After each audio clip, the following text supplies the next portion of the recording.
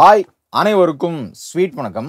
இந்த உலகத்திலேயே the most dangerous and the most mysterious mountain to climb எது அப்படின்னு கேட்டிங்கன்னா மவுண்ட் எவரெஸ்ட் தானே. அதானே ரொம்ப ஹைட்டாக இருக்குது, மேலே போனால் ரொம்ப குளிரும், ஏறுறதுக்கு ரொம்ப கஷ்டம் அப்படின்னு நினச்சிங்கன்னா யூஆர் ராங். அது மவுண்ட் எவரெஸ்ட் கிடையாது. இன்ஃபேக்ட் மவுண்ட் எவரெஸ்ட்டோட சில பல ஆயிரம் அடிகள் ஹைட்டில் ரொம்ப கம்மியான ஒரு மவுண்டெயின் தான் அந்த ஒரு டேகுக்கு சொந்தக்கார ஒரு மவுண்டெயின்னு சொல்லலாம். இன்னொரு பாயிண்டாக சொல்லணும் அப்படின்னா மவுண்ட் எவரெஸ்டோடைய பீக் தானே ஹையஸ்ட் பீக் உலகத்திலேயே. அப்படிப்பட்ட பீக்கு இன்னைக்கு தேதி வரைக்கும் ஆல்மோஸ்ட் ஒரு 7500 பேர் மேலே போயிட்டு கீழே வந்திருக்கிறாங்க. ஆனால் இன்னைக்கு பார்க்க போகிற இந்த ஒரு மவுண்டெயினோடைய உச்சத்தை இது வரைக்கும் ப்ராப்பராக யாருமே தொட்டதாக அஃபீஷியலாக எந்த ஒரு ரெக்கார்டுமே இல்லை. அப்படின்னா பயங்கரமான மிஸ்ட்ரிஃபுல் மவுண்டெயின்னு கேட்டிங்கன்னா அதனோட பேர் தான், அந்த நேம் இஸ் மவுண்ட் கைலாயம். அதாவது மவுண்ட் கைலாஷ். நம்ம ஊரில் சிவபெருமான் மேலே இருக்காருன்னு சொல்லுவாங்க இல்லைங்களா கைலாயத்தில். ஸோ அப்படிப்பட்ட ஒரு மலையை பற்றி தான் இன்றைக்கி பார்க்க போகிறோம். எப்படி பெர்முடா ட்ரையாங்கிள் பற்றி நிறையா விஷயங்கள் போயிட்டு இருக்கு இல்லையா, மிஸ்ட்ரிஃபுல்லாக ஒன்றுமே புரியல. மேக்னெட்டிக் ஃபோர்ஸ்லாம் மாறி மாறி அடிக்குது, ஏன் அங்கே அப்படி பிஹேவ் பண்ணுதுன்னே தெரிலன்னு சொல்லிட்டு இன்ன வரைக்குமே நிறையா டிபேட்ஸ் போயிட்டுருக்குல்ல. அதே மாதிரி கிட்டத்தட்ட இன்ஃபேக்ட் அதையும் தாண்டி நிறையா பயங்கரமான அமானுஷ்யமான விஷயங்கள்லாம் நிறைஞ்ச ஒரு மலை தான் இந்த மவுண்ட் கைலாயம். ஸோ இந்த வீடியோவில் மவுண்ட் கைலாயத்தை பற்றின சில பல மிஸ்ட்ரிஃபுல் ஃபேக்ட்ஸ் தான் பார்க்க போகிறோம். ஒவ்வொரு ஃபேக்ட்டுமே எப்படா அப்படின்ற மாதிரி தான் எனக்கு தோணுச்சு. ஸோ நீங்களும் கேளுங்க, கேட்டு உங்களோட கமெண்ட்ஸை கீழே போடுங்க. ஓகே, அண்ட் மவுண்ட் கைலாயத்தை பற்றின ஒரு மிஸ்ட்ரிஃபுல் வீடியோ இதோ.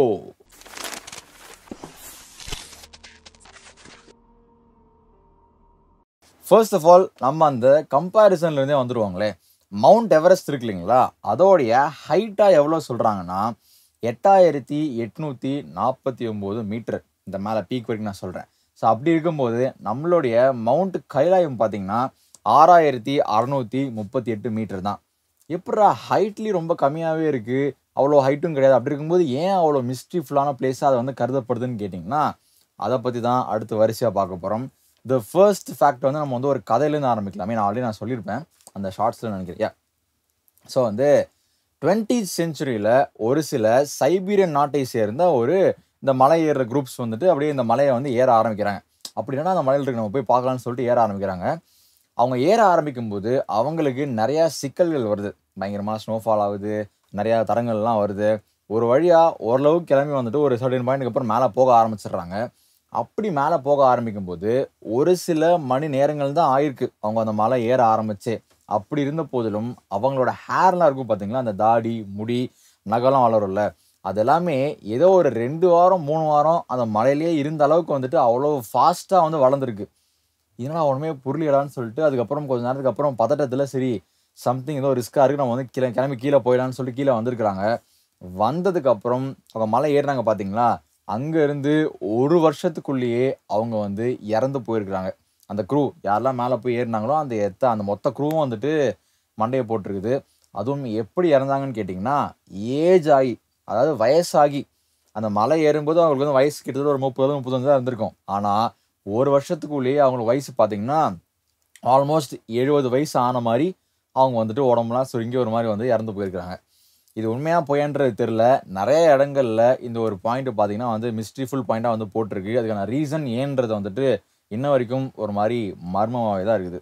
இது ஒரு பாயிண்ட்டுங்களா. அடுத்த பாயிண்ட் என்ன அப்படின்னு பார்த்தீங்கன்னா, மோஸ்ட்டாக எல்லா மலைகளுமே பார்க்கறதுக்கு ஒரு பிரமிட் மாதிரி தான் இருக்கும் இல்லைங்களா. ஒரு மாதிரி இந்த பிரமிட் ஷேப்லாம் மேலே ஒரு மாதிரி கூர்மையாக இருக்கும். அப்படி இருக்கும்போது எல்லா மவுண்டெயின்ஸுமே என்ன தான் பிரமிட் மாதிரி பார்க்கறதுக்கு இருந்தாலுமே அதில் ஒரு சில இர்ரெகுலாரிட்டிஸ் இருக்கும். ப்ராப்பராக இருக்குது, அது செங்குத்தாக இருக்கும், ஒரு மாதிரி கொஞ்சம் இந்த பக்கம் ஒடுங்கி கிடுங்கி ஒரு மாதிரி ஒரு ஷேப்பில் இருக்கும் இல்லைங்களா. ஆனால் சயின்டிஸ்ட் என்ன சொல்கிறாங்கன்னா இந்த மவுண்ட் கைலாஷ் மட்டும் ஏதோ ப்ராப்பராக போட்டு செதுக்கி வச்ச மாதிரி எக்ஸாக்டாக அந்த பிரமிடோட ஷேப்பில் பர்ஃபெக்டாக பொருந்ததுன்னு சொல்கிறாங்க. பார்க்கும்போது என்னமோ அப்படியே சொட்டையாக இருக்கும்போது தெரியும். பட் ஆனால் அவங்க சில கால்குலேஷன்ஸ்லாம் படி பார்த்தீங்கன்னா ஒரு மாதிரி ப்ராப்பராக இருக்கே, ஒரு மாதிரி ஹவுஸ் இட் பாசிபிள்னு சொல்லிட்டு தெரிலன்னு சொல்லிட்டு இன்னும் பயங்கர கேள்விகள்லாம் போயிட்டுருக்கு. இதில் இன்னொரு ஹைலைட் பாயிண்ட் இருக்குது. அது என்னென்னு பார்த்தீங்கன்னா, சிம்பிளாக சொல்லணும்னா இந்த மவுண்ட் கைலாயத்துக்கும் நம்பர் 4க்கும் ஒரு சில சம்பந்தங்கள் இருக்கிறதா சொல்லப்படுது. என்னன்னா 4ன்னு பார்த்தீங்கன்னா, மவுண்ட் கைலாஷ்லேருந்து ஒரு 4 ரிவர்ஸ் வந்துட்டு ஃப்ளோ ஆகிட்டு இருக்கு. அதாவது பிரம்மபுத்திரா, சட்லஜ், அப்புறம் வந்துட்டு கர்னாலி, அப்புறம் வந்துட்டு இண்டஸ். இந்த 4 ரிவர்ஸ் வந்துட்டு போயிட்டே இருக்கு இல்லைங்களா? இதில் தான் மிஸ்ட்ரி இருக்கு, இதில் மிஸ்ட்ரிலாம் கிடையாது. நான் அடுத்த பாயிண்ட்டுக்கு வரேன். இதில் தான் மிஸ்ட்ரியே இருக்கு.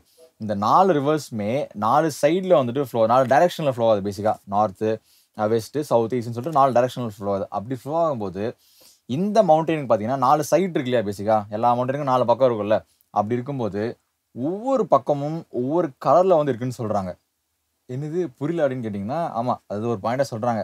ஒவ்வொரு சைட்லேயும் இந்த மவுண்ட் கைலாயத்தை நீங்கள் பார்க்கும்போது ஒவ்வொரு ஷேடில் இருக்குன்னு சொல்கிறாங்க. ஃபார் எக்ஸாம்பிள் வந்து நார்த் சைட்லேருந்து அதை ஃபேஸ் பண்ணியிருக்க அந்த சைட் ஆஃப் மவுண்டெயினை பார்த்தீங்கன்னா ஒரு மாதிரி கோல்டிஷ் கலரில் இருக்குமா.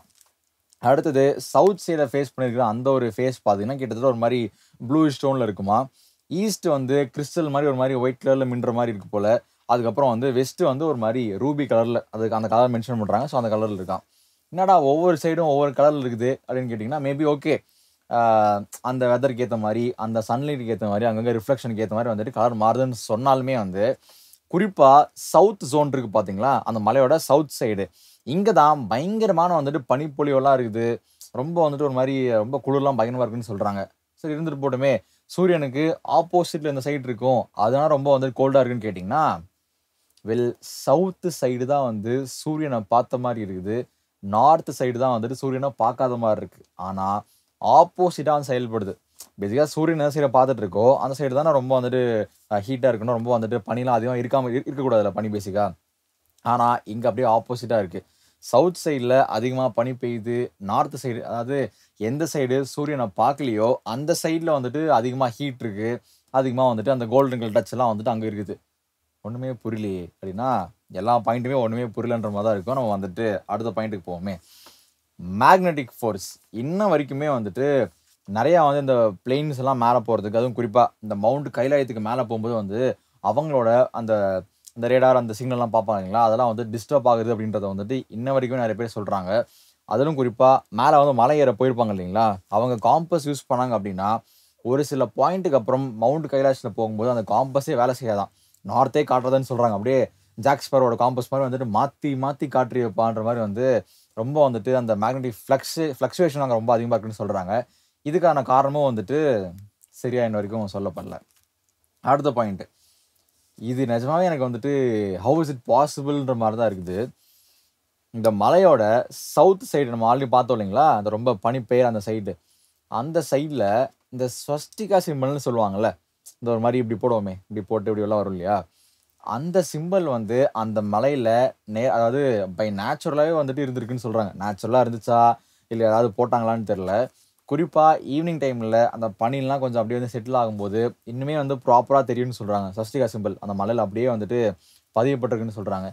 அப்படியா, என்னடா அதெல்லாம் எப்படா மலையில் வரும்னு கேட்டிங்கன்னா தெரில, இருக்குன்னு சொல்கிறாங்க. அதே மாதிரி அந்த மலையோட உச்சியில் ஹைட்டு பீக் சொல்லுவாங்க இல்லைங்களா, அந்த பீக்கில் ஓம் அப்படின்ற ஒரு சிம்பிளும் வந்துட்டு, சிம்பிள்ன்ற தாண்டி அந்த ஸ்ட்ரக்சர் அப்படியே வந்து ஃபார்ம் ஆயிருக்குன்னு சொல்கிறாங்க. அது எப்படி அதெல்லாம் வருமாப்பா அப்படின்னு கேட்டிங்கன்னா, இருக்கிறதா சொல்லப்படுது. ஃபோட்டோஸ்லாம் நான் பார்த்தேன். ஃபோட்டோஸ் பார்க்கும்போதுமே இதுனா ஏதாவது கம்ப்யூட்டரைஸ்டா இல்லை ஏதாவது ஒரிஜினல் பார்த்தா ஒரிஜினலாகவே கிட்டத்தட்ட அப்படி தான் வந்து இருந்திருக்கு. அது மட்டும் இல்லாமல் இன்னும் கொஞ்சம் மேலே இருந்து அந்த மவுண்ட் கைலாயத்தை பார்க்கும்போது, நீங்கள் ஸ்டேட்டஸ் நிறைய பேர் பார்த்துருக்கலாம், வாய்ப்பு இருக்குது.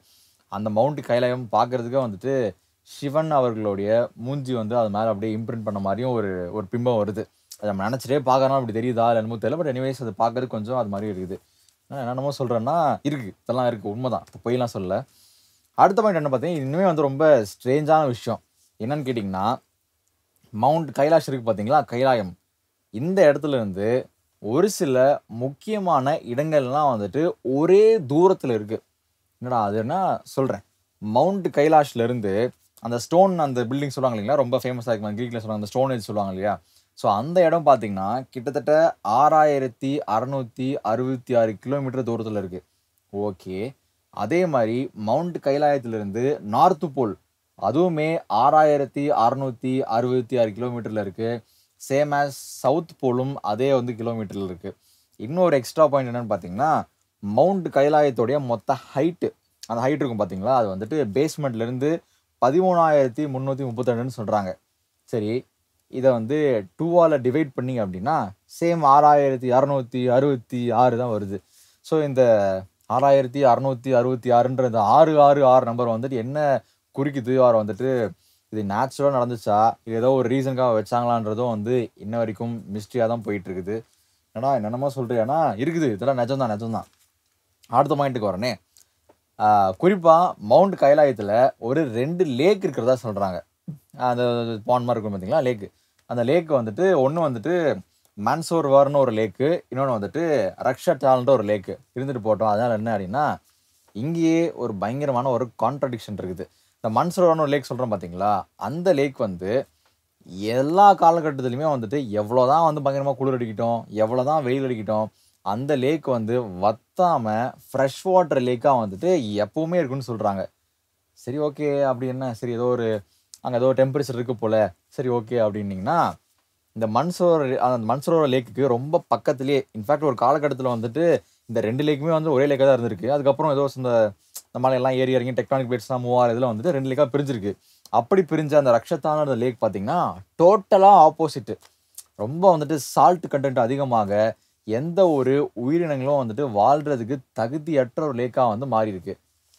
அது எப்புட்றா பக்கத்துல இருக்கிற ஒரு லேக் வந்துட்டு ஒண்ணு இப்படி பயங்கரமா இருக்குது. இன்னொன்னு வந்து சம்மந்தமே இல்லாம இருக்குன்னு கேட்டீங்கன்னா, இந்த ரக்ஷதா லேக்குமே வந்துட்டு காலத்துக்கு ஏற்பாடு போல மாறிக்குமாம். ரொம்ப வெயில் அடிச்சா வந்துட்டு பஸ்பமாயிருதுன்ற மீன்ஸ் எவாப்பரேட் ஆயிருதுன்னு சொல்றாங்க. அதுக்கப்புறம் திருப்பியும் ஃபில் ஆகும்ன்னு சொல்றாங்க. வரும் போகுன்றாங்க. ஆனா அந்த மன்சரோவர் மட்டும் எவ்வளோ வேணா வெயில் அடி, எவ்வளோ வேணா மழை பெய்ய், என்ன வேணா பனி பெய்யி, நான் வந்து அப்படியே தனியாவே இருந்துகிட்டு இருப்பேன்னு சொல்லிட்டு இருக்கான். எப்படி ஒரே இடத்துல 2 லேக் இது மாறி மாறினா அதுவும் தெரியல. இன்னொரு பியூட்டிஃபுல்லான விஷயம் என்ன சொல்றாங்கன்னா, எல்லா மலைகளுமே ஓரளவுக்கு மோஸ்ட்டா எடுத்துக்கிட்டிங்கன்னா, இந்த பிளான்ட்ஸ் 1, 2 ஏதாவது தென்படும். அனிமல்ஸ் 1, 2 ஏதாவது தென்படும். ஆனா, இந்த கைலாயத்தில அப்படி சொல்லும்படி எந்த ஒரு பிளான்ட் ஜீவராசியுமே ஒரு குறிப்பிட்ட லெவலுக்கு அப்புறம் இல்ல அப்படின்னு சொல்றாங்க. இதுவுமே ஏன்னு இன்ன வரைக்கும் புரியாத புதிரா தான் வந்து போயிட்டுருக்கு. அடுத்தது, இந்த மவுண்டெயின்லாம் மேல ஏறுவாங்க பார்த்தீங்களா? அவங்கலாம் அவங்களோட கதைய சொல்லுவாங்கல்ல. அப்படி சொல்லும்போது, மோஸ்ட் ஆஃப் த டைம் எல்லாரும் என்ன சொல்றாங்கன்னா, "நான் மேல பார்த்து தான் போய்க்கிட்டு இருப்பேன். எப்படி வந்துட்டு நான் வந்துட்டு திசை மாறுச்சு, எப்படி டைரக்ஷன் மாறுனே தெரியாது. திடீர்னு பார்த்தீங்கன்னா, நான் வந்து அந்த மலையோட கீழ இருப்பேன்" அப்படின்னு சொல்றாங்க. பேசிக்கா மேல ஏறணும்னு தான் போறாங்க. ஆனா எப்படி என்ன வழி மாறுச்சு ஒண்ணுமே தெரியல. நான் மேல தான் போயிட்டு இருந்தேன். திடீர்னு பார்த்தா கீழ இறங்கி வந்துட்டு இருக்கிற மாரி எனக்கு வந்துட்டு ஃபீல் ஆகுது. பேசிக்கா நான் கீழயே வந்துர்றேன்னு சொல்றாங்க. இது மட்டும் இல்லாம இன்னும் சிலர் என்ன சொல்றாங்கன்னா, இந்த இந்த பேயெல்லாம் அது ஒரு வீட்ல இருக்குன்னு வச்சுக்கோங்களேன். சம்டைம்ஸ் அந்த வீட்ல பேயெல்லாம் பார்த்துட்டு போனீங்களா, அவங்கலாம் என்ன சொல்லுவாங்க, "இந்த வீடு என்னோடது. நீ இங்க இருக்கக்கூடாது. வெளிய போ." அப்படின்லாம் வந்துட்டு மைண்டுக்குள்ள அசரீர்லாம் கேட்கும்னு சொல்லுவாங்கல்ல. அதே மாரி இந்த மவுண்ட் கைலாயத்த ஏறுன ஒரு சில பேருக்கு வந்துட்டு, "இந்த இடம் உன்னோடது கிடையாது. ஒழுக்கமா நீ கீழ போயிரு. இத தாண்டி மேல வந்தன்னா செம்மையா வாங்குவேன்னு" சொல்லிட்டு, இந்த மாரி நெறையா வந்துட்டு சவுண்ட்ஸ் மாரியும், அசரீதி மாரியும் வந்து கேட்டதாவும் வந்து சொல்லப்படுது. என்ன இது ஒரு மாரி சரி, சரி. ஓகே. எனக்கும் அப்படியே தான் இருக்குது. நான் அடுத்த மேட்டருக்கு வரேனே. இது வந்துட்டு வழக்கமா எல்லா மிஸ்ட்ரி பிளேஸ்க்குமே குடுக்கப்படுற ஒரு காமனான ஒரு எக்ஸ்ப்ளனேஷன் தான். ஏன் வந்து அந்த மவுண்ட் கைலாயம் இருக்கு பார்த்தீங்களா? அந்த மொத்த மவுண்டனுமே வந்து ஒரு பிரமிடா இருக்கக்கூடாது. அதுவும் சாதா பிரமிட் இல்ல. ஏன் அது வந்து ஒரு மேடு பிரமிடா இருக்கக்கூடாது. நான் ஏன் மேடுன்னு சொல்றேன்னு பார்த்தீங்கன்னா, இது மேன் மேட்ன்னு சொல்ல முடியாது. மேன் தான் மேட் பண்ணாப்டியா? இல்ல ஏதோ நமக்கு தாண்டி ஒரு ஃபோர்ஸ், ஒரு ஏலியனோ, இல்ல ஒரு டிவைன் எனர்ஜியோ அவங்க வந்து இத மேட் பண்ணாங்களான்னு சொல்லிட்டு நமக்கு தெரியல. பட் எனிவேஸ் இது வந்து பார்க்கும்போது ஏன் வந்து அது வந்து ஒரு மேன் மேட் ஒரு பிரமிடா இருக்கக்கூடாது. இதுக்கு உள்ளேயோ அல்லது இது வந்து ஒரு ஸ்பேஸ் ஷிப்பா கூட இருக்கலாம்னு சொல்ற அளவுக்கு வந்துட்டு ஒரு விஷயம்லாம் சொல்றாங்க. ஏன்னா, ரொம்ப வருஷமா இங்க இருந்துகிட்டு இருக்கு. அழிவு காலம் ஆர் சம்மோன் அந்த மாரி ஏதாவது ரொம்ப டேஞ்சரான ஒரு டைம் வரும்போது, இந்த ஒரு மலைய அப்படியே பேத்துக்கிட்டு மேல ஏன் பறந்து போக்கூடாது? என்னடா என்னென்னமோலாம் சொல்றீடான்னு கேட்டீங்கன்னா, இதெல்லாம் வந்து ரூமர்ஸா போயிட்டு இருக்குது. அர்பன் லெஜெண்ட்னு கூட வச்சிருக்கலாம். அந்த மாரி நெறைய விஷயங்களும் வந்து போயிட்டு இருக்கு. இதுவும் வந்து ஒரு இன்ட்ரஸ்டிங்கான ஃபேக்ட்டா வந்து நம்ம வந்து எடுத்துக்கலாம். ஏன்னா, அப்படிதான் இருக்குது எனக்கு கேட்கும்போது. அடுத்த பாயிண்ட் நம்ம பார்க்க போவோமே. இந்த அஜந்தா, எல்லோரா கேவ்லாம் நெறைய பேர் கேள்விப்பட்டிருப்போம் இல்லைங்களா? ஸோ அதுக்கும் இதுக்கும் சம்மந்தம் இருக்கு. அதனால தான் நான் சொல்றேன். ஸோ ஏன்னா அது பக்கத்துல தான் அந்த விஷயங்கள்லாம் இருக்கு. அங்க பார்த்தீங்கன்னா வந்துட்டு ஒரு அந்த மொத்த மலையுமே கொடைஞ்சு ஒரு கோயிலா வந்து ஒரு மேட் பண்ணியிருப்பாங்க. அது அது பார்த்தீங்கன்னா வந்துட்டு மொத்தமாவே ஒரு மோனோலித் கோயில். பேசிக்கா ஒரு ஒரு பெரிய ஒரு பாறை அத வந்து மலை அத வந்து கொடைஞ்சு ஒரு கோயிலா வந்து மேட் பண்ணியிருப்பாங்க இல்லைங்களா? கேவா. அத வந்து கட்டுறதுக்கு ஆல்மோஸ்ட் தோராயமா வந்து ஒரு 18 வருஷம் ஆயிருக்குன்னு சொல்றாங்க. பேசிக்கா உங்களுக்கு வந்துட்டு 18 வருஷத்துக்குள்ள அவ்வளவு கிட்டத்தட்ட 4000 கிலோ மதிப்புள்ள அந்த ஒரு ராக்ஸ்லாம் கொடைஞ்சு வந்து ஒரு கோயிலா மாத்தணும் அப்டின்னா, அதுக்கு வந்துட்டு ஏகப்பட்ட வருஷங்கள் ஆயிருக்கும். நமக்கு இப்ப இருக்கிற டெக்னாலஜி வச்சு அத பண்ணாலே. அப்டி இருக்கும்போது, எப்புட்றா அந்த காலகட்டத்துல வெறும் 18 வருஷத்துல ஒரு மலையவே கொடைஞ்சு ஒரு ஒரு கோயில் அளவுக்கு சிற்பம் ஒரு மாதிரி ஷேப்லாம் கொண்டு வரது எப்படி பாசிபிள்னு சொல்லிட்டு இன்ன வரைக்குமே புரியல. அப்படி ஒரு வேளை இவங்க சொல்ற மாரி 18 வருஷத்துல அது வந்து பில்ட் பண்ணப்பட்டிருக்கு அப்படின்னா, ஒரு நாளைக்கு கிட்டத்தட்ட வந்து 60 டன்னுக்கு மேல நீங்க வந்து ராக்ஸ வந்து ப்ராப்பரா கொடைஞ்செல்லாம் பண்ணணும். அதெல்லாம் எப்புட்றா ஒரு நாளைக்கு அவ்வளோ எத்தன பேர் வேலை செஞ்சா அதெல்லாம் பாசிபிளான்னு கேட்டீங்கன்னா, மிஸ்ட்ரி தானே. மிஸ்ட்ரி மிஸ்ட்ரி தானே. போடு என்ன பாசிபிள் எல்லாமே. ஓகே. நம்மளுடைய இறுதியான ஒரு பாயிண்ட்டுக்கு வந்துட்டோம். இந்த ரீசென்ட்டா கல்கி படம் எல்லாரும் பார்த்துட்டு போனீங்களா? ஷம்பாலா அப்படின்ற இடம் தான் வந்து கல்கி அவர்கள் வந்து திருப்பி பொறந்து வருவார்ன்னு சொல்லுவாங்கல்ல. அப்படிப்பட்ட இந்த ஷம்பாலாவே இந்த ஒரு மலைக்கு பக்கத்திலேயே அந்த மலைக்குள்ள இருக்கிற ஒரு சின்ன ஒரு போர்ஷன் தான் இந்த ஷம்பாலா இருக்குன்னு சொல்லிட்டு சில பல ரூமர்ஸ்ன்னு சொல்றதா, இல்ல சில பல ஃபேக்ட்ஸ்ன்னு சொல்றதா எனக்கு தெரியல. ஏன்னா, இது ரூமரா இருக்கும் பட்சத்தில வந்து பார்த்தீங்கன்னா சாரி இது வந்துட்டு ஃபேக்ட்டா இருக்கிற பட்சத்தில பார்த்தீங்கன்னா வந்து அதுக்கு எக்ஸாம்பிளும் சொல்லலாம். ஹிட்லர் இருக்காரு பார்த்தீங்களா? அவர் இருந்த டைம்ல ஹிட்லருமே இந்த ஷம்பாலாவ தேடி வந்துட்டு நெறைய பேர வந்து ஒரு 5, 6 பேர் கொண்ட ஒரு குழுவ வந்து அனுப்பிச்சிருக்காரு போல. ஸோ அவங்க வந்து ஷம்பாலான்றது நிஜமாவே இருக்கா? ஏன் என்ன இருந்தா வந்து எங்க இருக்கும்? வாய்ப்புகள் இருக்கான்னு சொல்லிட்டு நெறைய ரிசர்ச்லாம் பண்ணிட்டு போனாங்கன்னு சொல்றாங்க. ஹிட்லருக்கு ஏன்டா ஷம்பாலா மேல அவ்வளோ ஒரு ஈர்ப்புன்னு கேட்டீங்கன்னா, ஷம்பாலால அந்த ஆதி காலத்து மனிதர்கள்னு சொல்றாங்க பார்த்தீங்களா? ரொம்ப பல இந்த மகாபாரதம் டைம்லாம் சொல்றாங்கல்ல. அப்படி வாழ்ந்த மனுஷங்களுடைய இந்த ஜீன், இந்த டிஎன்ஏ எல்லாமே வந்து அங்க வந்து பாதுகாக்கப்பட்டு வருதாவும் வந்துட்டு இன்ஃபர்மேஷன் இருக்கு. அதே மாரி நெறையா இந்த புராண காலத்து இந்த மந்திரங்கள், ஸ்பெல்ஸு, ஓலைச்சுவடிகள் நம்ம எதெல்லாம் வந்துட்டு மறந்துட்டோமோ, நமக்கு எதெல்லாம் வந்து தெரியல இன்ன வரைக்கும் இந்த மாடர்ன் சயின்ஸ் பேசிட்டு இருக்கோம் இல்லைங்களா? அப்படிலாம் இருக்கும்போது, அந்த காலத்தில எழுதப்பட்ட நெறைய விஷயங்கள் வந்துட்டு அங்க வந்து பாதுகாப்பா வைக்கப்பட்டிருக்கிறதாவும் வந்து தகவல் இருக்கு. ஸோ பேசிக்கா அந்த மவுண்ட் கைலாயமே மொத்தத்தில வந்து ஒரு புரியாத புதிரா தான் சுத்திக்கிட்டு இருக்கு. எது உண்மை? எது பொய்யி? எதெல்லாம் கிளப்பி விடுறாங்கன்னு சொல்லிட்டு எந்த ஒரு கிளாரிட்டியுமே இல்லாத ஒன் ஆஃப் த பிளேஸ் வந்துட்டு மவுண்ட் கைலாயம்னு சொல்லலாம். எனக்கு தெரிஞ்சு நான் படிச்ச விஷயங்கள் வரைக்கும் வந்துட்டு யாருமே இதுவரைக்கும் மவுண்ட் கைலாயத்தோடைய பீக்க தொட்டது இல்லன்னு சொல்றாங்க. ஒருவேள உங்களுக்கு யாராவது வந்துட்டு மவுண்ட் கைலாயத்தோட பீக் நான் தொட்டுட்டேன் அப்படின்னு சொல்லிட்டு யாராவது சொன்னாங்கன்னா, அத பத்தி கீழ போடுங்க. நம்ம தனியா ஒரு வீடியோவா போடலாம். ஸோ பேசிக்கா இதெல்லாம் பார்க்கும்போது, ஒருவேள சிவன் மேல அங்க தான் இருக்கிறாரோ! அப்படின்னு சொல்லிட்டு ஒரு கேள்வியும் வந்து எழுப்ப தோணுது. ஸோ யாருக்கு தெரியும்? சரி okay. Done. That's it for today. மீண்டும் உங்களை நாளை மற்றும் ஒரு வீடியோவில் சந்திக்கிறேன். Until then thank you. Bye bye.